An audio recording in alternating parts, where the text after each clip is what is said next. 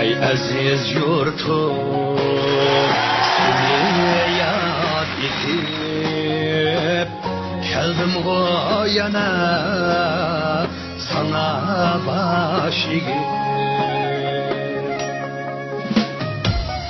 Koynumda üstüm güzel makamım, şuna sen bana kıymet yarim. Koynumda üstüm güzel makamım, şuna sen bana kıymet yarim.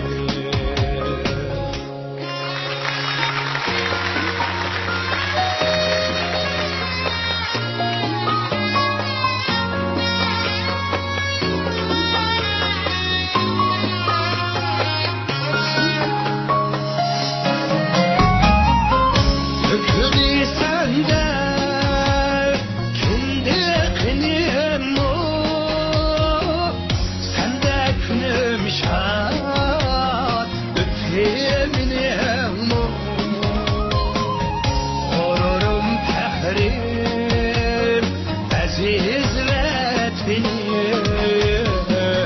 kutluk diyarim, aylıkım, gururum, fahrim. Aziz vatnim, kutluk diyarim, aylıkım.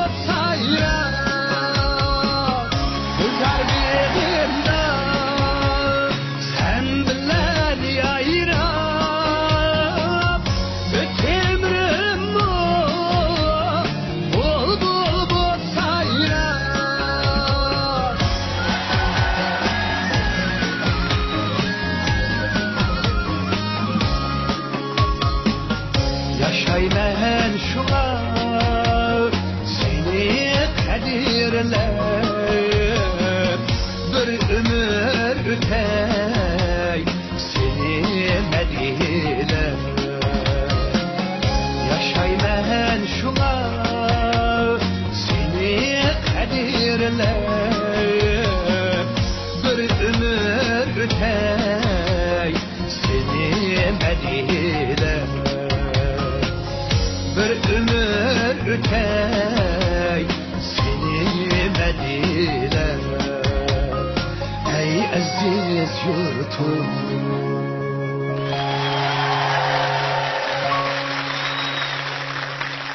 Esselamu aleyküm.